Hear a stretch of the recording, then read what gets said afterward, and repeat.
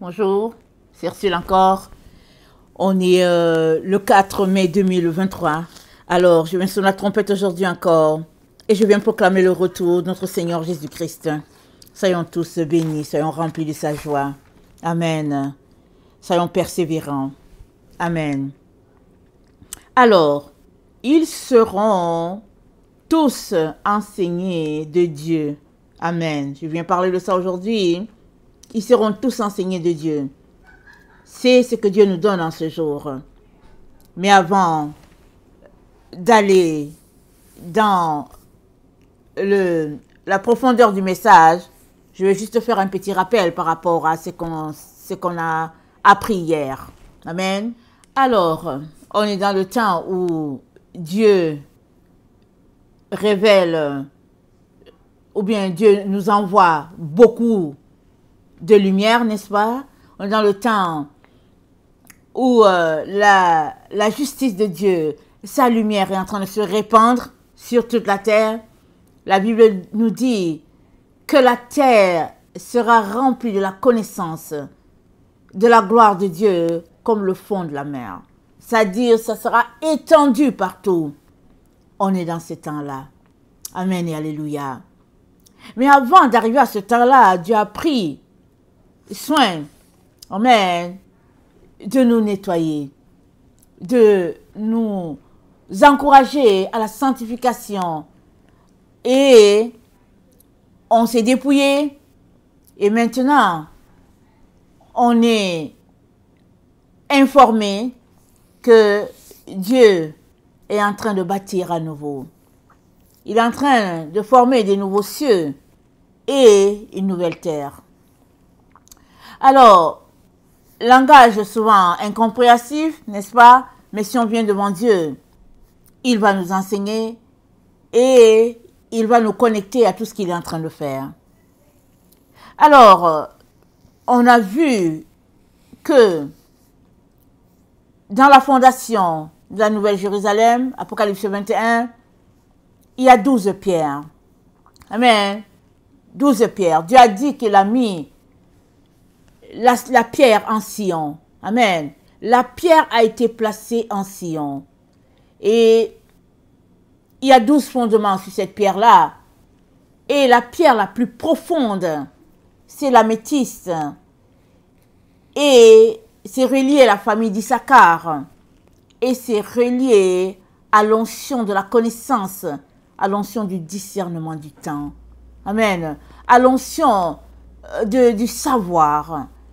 Et qui parle de connaissance et de savoir, de compréhension, parle de Chokma, la sagesse, et de Bina, la compréhension de cette sagesse-là. Et Chokma et Bina ne peuvent être possibles que s'il y a la lumière. Et la lumière de Dieu, elle vient du trône de Dieu, la couronne, Keter. Donc, voilà là où on est. Tout ça, c'est dans la fondation. On est au niveau de la 12e pierre. Et cette fondation, amen, est nécessaire pour tout un chacun. Amen. Tous ceux-là qui veulent faire partie de la Nouvelle Jérusalem sont appelés à bâtir selon le plan de Dieu et le timing de Dieu. Amen. Donc, voilà là où nous sommes. Et aussi, on a été informé, n'est-ce pas, que dans Genèse 3, quand il y a eu contact, n'est-ce pas, avec le mal, Adam et Ève ont été chassés du jardin. Et des chérubins ont été placés pour empêcher qu'ils mangent l'arbre de vie et qu'ils vivent éternellement dans le péché. Et ils avaient des épées flamboyantes et ils gardaient l'arbre de vie. Et qui dit épée flamboyant dit la parole de Dieu. Amen. Une épée à double tranchant, c'est ça que la parole de Dieu est. Alors, ce n'est que par la parole de Dieu que toi et moi, nous pouvons avoir accès à l'arbre de vie. Voilà pourquoi aujourd'hui, je viens de la part du Seigneur rassembler tous ses enfants où qu'ils se trouvent pour leur dire c'est le temps de quitter l'arbre de la connaissance du bien et du mal et de consommer l'arbre de vie. Alors que tu t'intéresses à l'arbre de vie, alors que tu donnes ton temps, ton énergie à découvrir c'est quoi l'arbre de vie et comment y avoir accès, alors que tu prends ton temps pour bâtir ta relation avec le Seigneur, bâtir ton intimité, le Seigneur te donnera la connaissance, la compréhension, le discernement dont tu as besoin, la lumière. Il te donnera tout ce dont tu as besoin pour pouvoir lui être agréable et pour que le chemin de l'arbre de vie te soit accessible. Parce que les chérubins qui sont placés là, ils sont placés pour empêcher tous ceux-là qui pratiquent le mal ou qui pratiquent le mal et le bien d'avoir accès à l'arbre de vie. Mais si toi tu as choisi de te concentrer à manger à l'arbre de vie, à chercher ton Dieu, à le découvrir, à bâtir ton intimité, si tu te concentres à l'aimer, tu finiras par prendre le chemin qui mènera à l'arbre de vie. Et ce chemin-là, l'accès est là. Maintenant, même si tu veux, tu peux avoir accès à ce chemin-là. C'est en pratiquant la parole de Dieu. Et puis, la Bible dit, la crainte de l'Éternel, c'est le commencement de la sagesse. Tu commences à être appelé sage si tu crains l'Éternel. Mais si tu refuses de craindre Dieu, alors on ne peut pas parler de sagesse. On parle alors de folie. C'est pourquoi sur la terre, il y a deux types de personnes. Les personnes qui aiment marcher sur les voies de ce monde sont appelées des personnes insensées.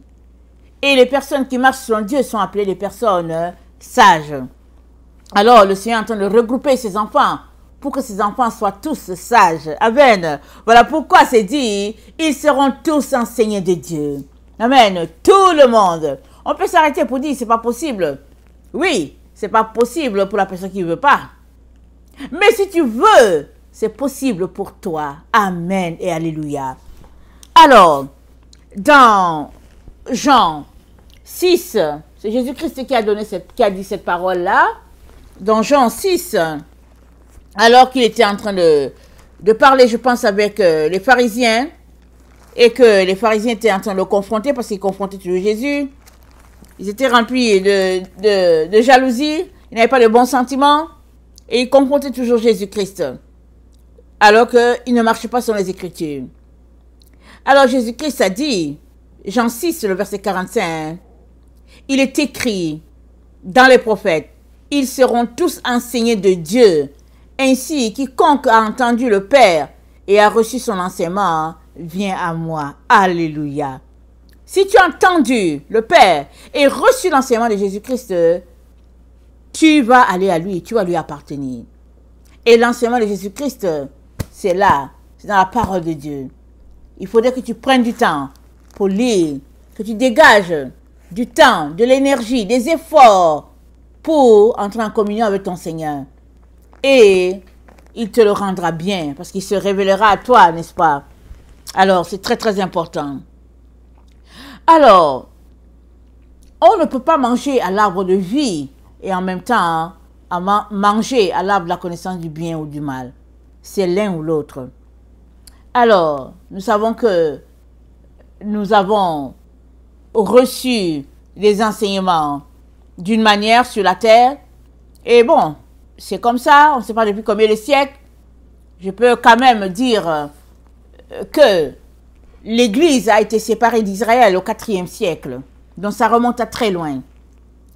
Et si bien que de confusion en confusion, d'erreur en erreur, les hommes ont marché, clopin, par-ci, par-là, et puis finalement, il y a eu plein de faussetés qui sont répandues, n'est-ce pas?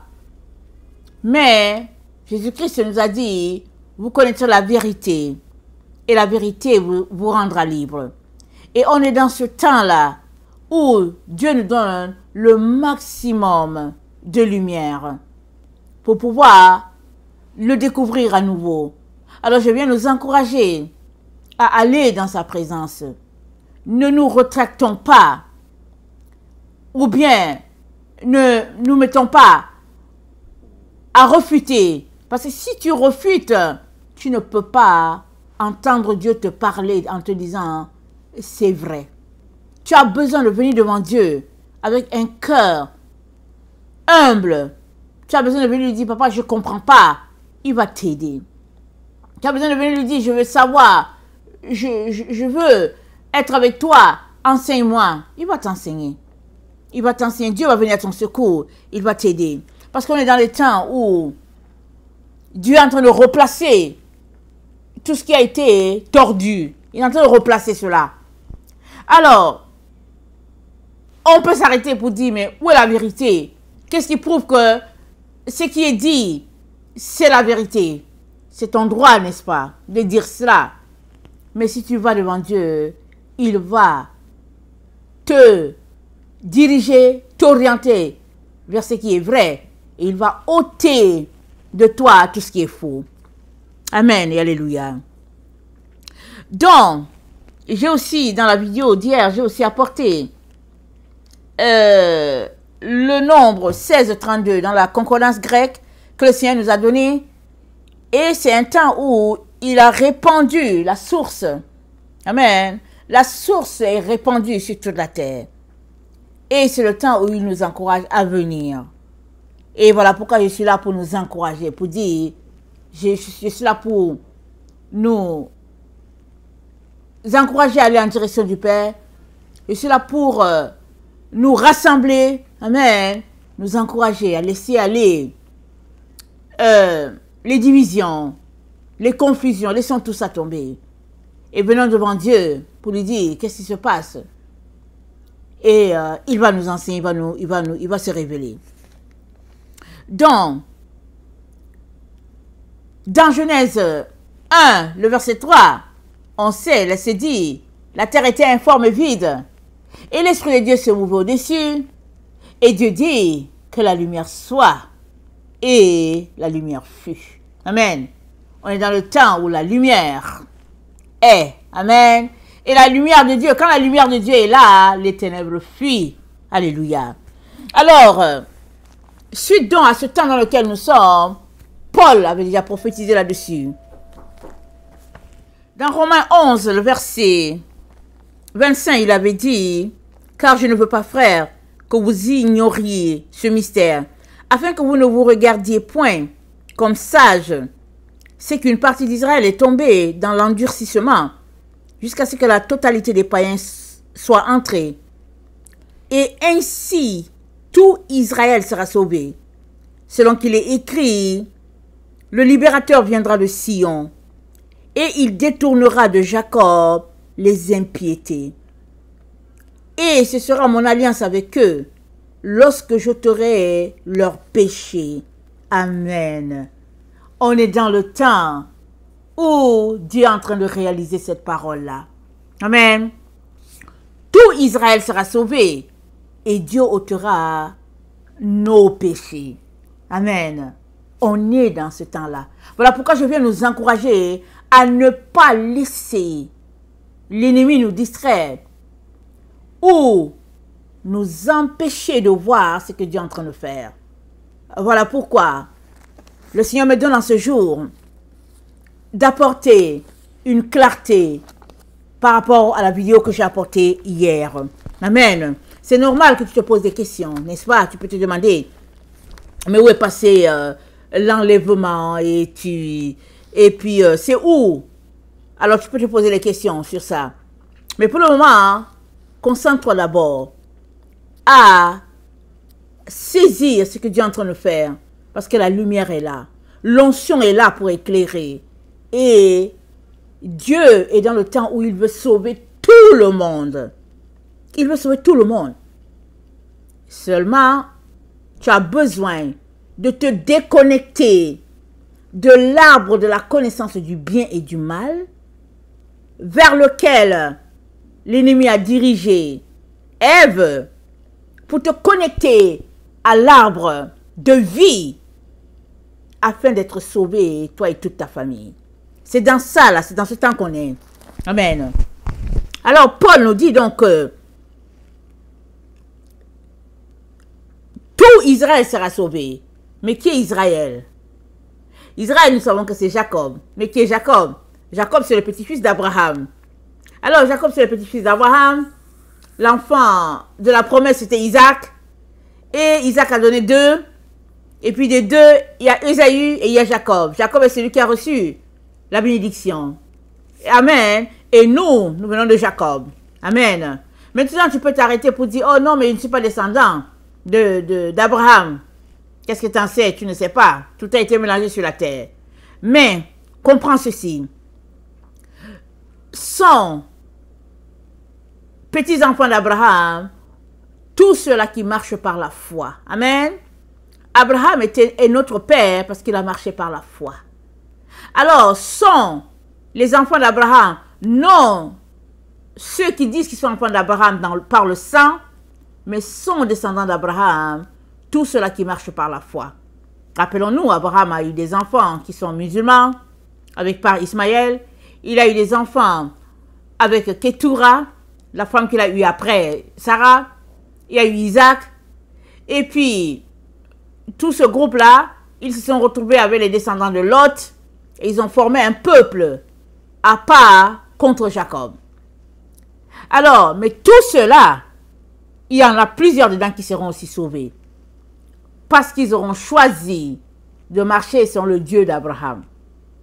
Alors, ça n'a rien à voir avec le fait que ton sang, c'est le sang d'Abraham. Ça a à voir avec le fait que tu as choisi d'exercer la même foi qu'Abraham, le même type de foi.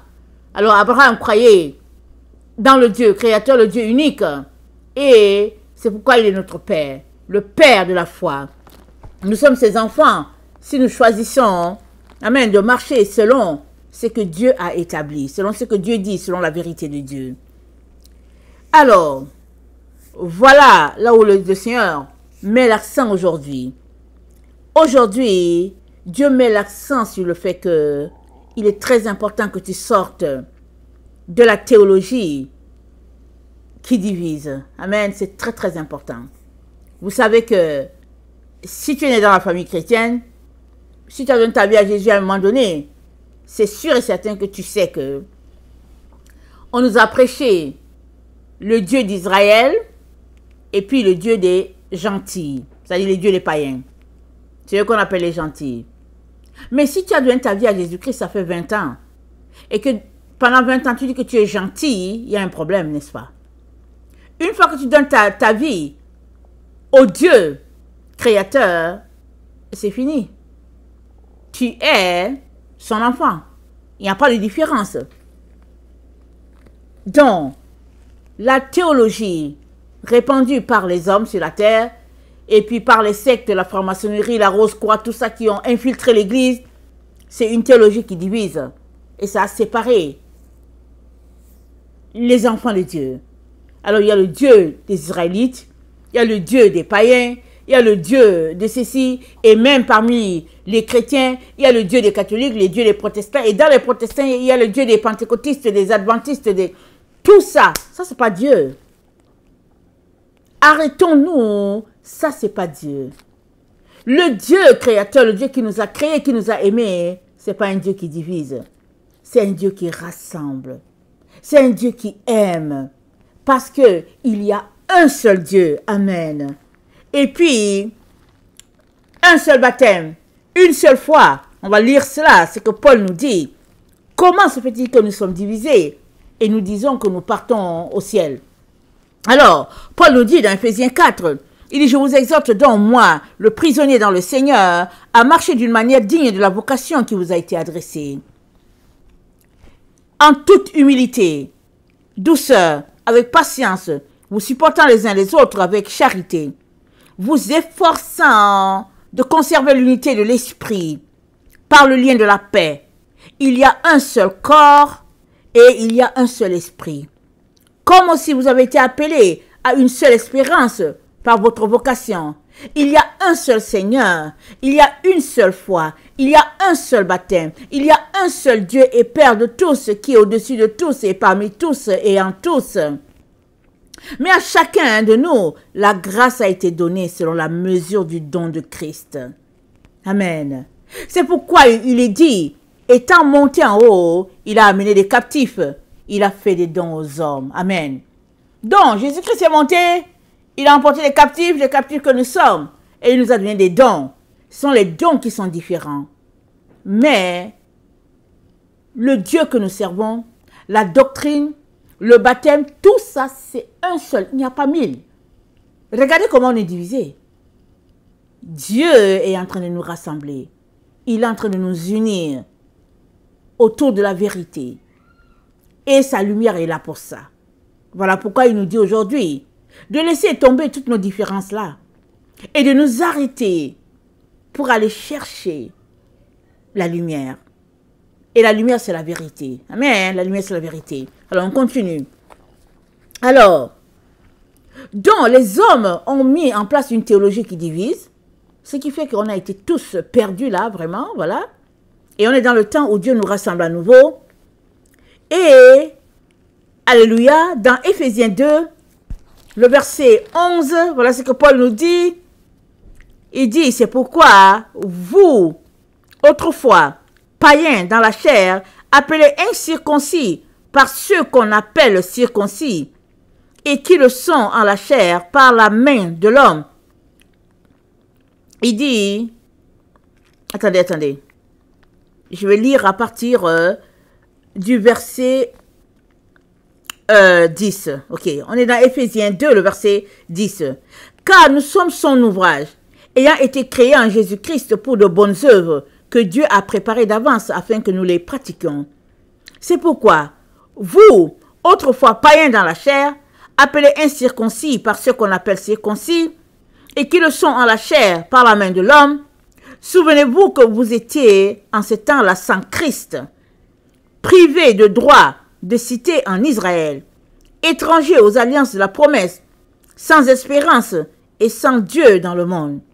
Mais, maintenant, en Jésus-Christ, vous qui étiez jadis éloignés, vous avez été rapprochés par le sang de Christ. Car il est notre paix, lui qui des deux n'en a fait qu'un, et qui a renversé le mur de la séparation, l'inimitié. Alléluia. Jésus-Christ a renversé le mur de la séparation. Alléluia. Entre tous ceux-là qui lui appartiennent. Si bien que Paul dit dans Éphésiens 2, le verset 19, il dit, car par lui nous avons les uns et les autres accès auprès du Père dans un même esprit. Ainsi donc, vous n'êtes plus des étrangers, ni des gens du dehors, mais vous êtes concitoyens des saints gens de la maison de Dieu. Vous avez été édifiés sur le fondement des apôtres et des prophètes, Jésus-Christ lui-même étant la pierre angulaire. Donc, nous ne sommes plus les gens de dehors. Nous sommes de la maison de Dieu. Juifs, chrétiens, on est un. Il y a un seul Dieu. Il n'y a pas de théologie. Il n'y a pas une théologie que, bon, les païens seront sauvés d'abord. Ceux qui étaient anciens des païens, ils seront d'abord sauvés. Et après, Israël sera aussi sauvé. Jésus-Christ va partir. Jésus-Christ va venir, va enlever les chrétiens. Et après, il va aussi enlever Israël. Non, non, non, non, non. Non, c'est pas comme ça. Quand Jésus-Christ fait, tout ce qu'il fait, ce sera pour son peuple. Et ce qu'il ne fait pas, ce sera pour ceux-là qui ne lui appartiennent pas. Il y a juste deux peuples que Dieu distingue. Ceux-là qui sont à lui et ceux-là qui ne sont pas à lui. C'est tout. C'est important, mon frère, ma soeur, c'est important que tu sortes de la théologie qui divise. Parce que si tu restes dedans, tu ne vas pas saisir ce que Dieu est en train de faire. Et tu vas perdre ce que Dieu a pour toi. La théologie qui divise, c'est ça qui a envoyé les gens à manger l'arbre de la connaissance du bien et du mal. Mais Dieu a pourvu pour que nous puissions manger à l'arbre de vie. Amen. Donc, dans Galates 3, le verset 28, voilà ce que Dieu nous dit.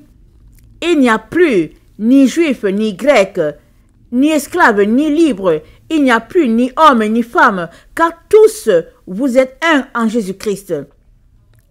Et si vous êtes à Christ, vous êtes dans la postérité d'Abraham, héritier selon la promesse.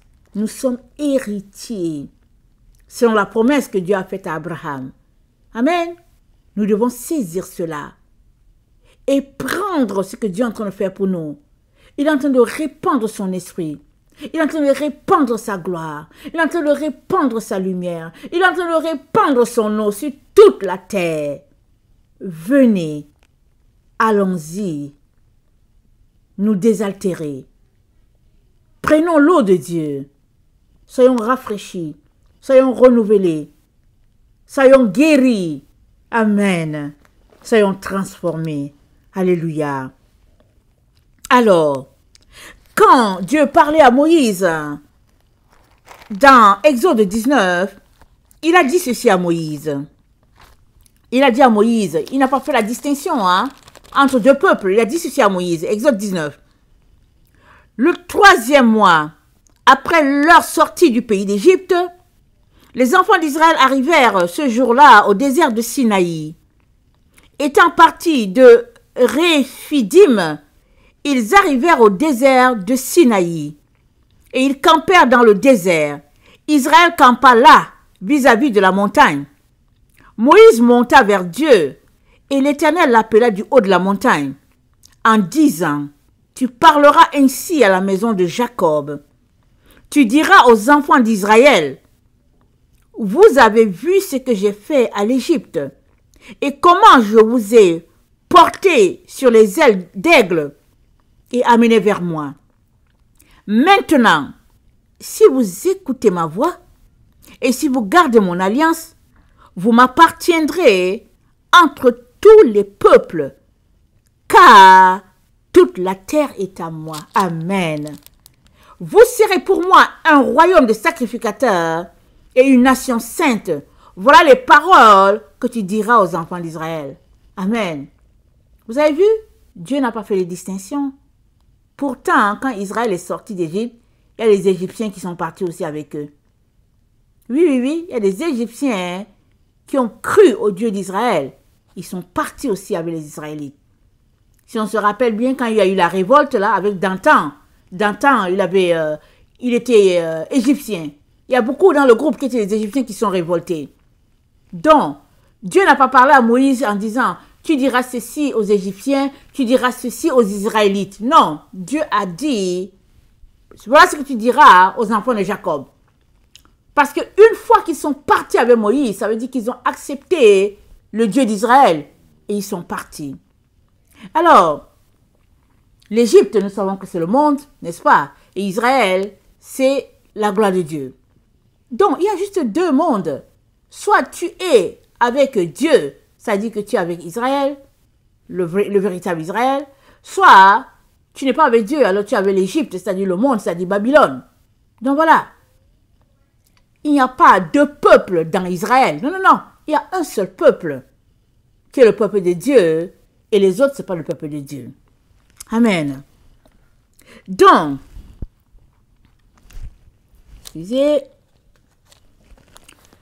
Paul nous a donc dit dans Éphésiens 2 que Jésus-Christ a renversé le mur de séparation et il a créé un seul homme nouveau. Ça, c'est dans Éphésiens 2, le verset 11 à 15. Et il a détruit l'inimitié et il a apporté la paix entre les enfants de Dieu. Voilà ce que Jésus-Christ a fait. Amen et alléluia. Maintenant, sommes-nous en paix les uns avec les autres? Sommes-nous en train de marcher selon la doctrine de notre Seigneur Jésus-Christ? Si on regarde bien, on va constater que ce n'est pas le cas sur toute la terre. Et Dieu veut changer cela. Amen. Ça commence par toi. Ça commence par moi. Très important. Il faudrait qu'on accepte ce que Jésus-Christ est en train de faire. Amen. Et qu'on choisisse de marcher dans sa lumière. Amen. En train de repartir à nouveau, de recommencer à nouveau. Amen. Alors, dans Matthieu 24, voilà ce que Jésus-Christ nous dit. Nous connaissons bien que Matthieu 24, ça parle de la fin. Matthieu 24, le verset 24, Jésus-Christ dit ceci. Il dit, car il s'élèvera de faux Christ, de faux prophètes. Ils feront de grands prodiges et des miracles au point de séduire, s'il était possible, même les élus. Voici, je vous ai annoncé d'avance. Si donc on vous dit, voici, il est dans le désert, n'y allez pas. Voici, il est dans le champ, dans la chambre, n'allez pas. Car, comme l'éclair part de l'Orient et se montre jusqu'en Occident, ainsi sera l'avènement du Fils de l'homme. En quelque lieu que sera le cadavre, là s'assembleront les aigles. Aussitôt après ces jours, aussitôt après ces jours de détresse, le soleil s'obscurcira. La lune ne donnera plus sa lumière. Les étoiles tomberont du ciel et les puissances des cieux seront ébranlées. Alors, le signe du Fils de l'homme paraîtra dans le ciel. Toutes les tribus de la terre se lamenteront. Elles verront le Fils de l'homme venant sur les nuées du ciel avec puissance et une grande gloire. Il enverra ses anges avec la trompette retentissante et ils rassembleront les élus des 4 vents depuis une extrémité des cieux jusqu'à l'autre.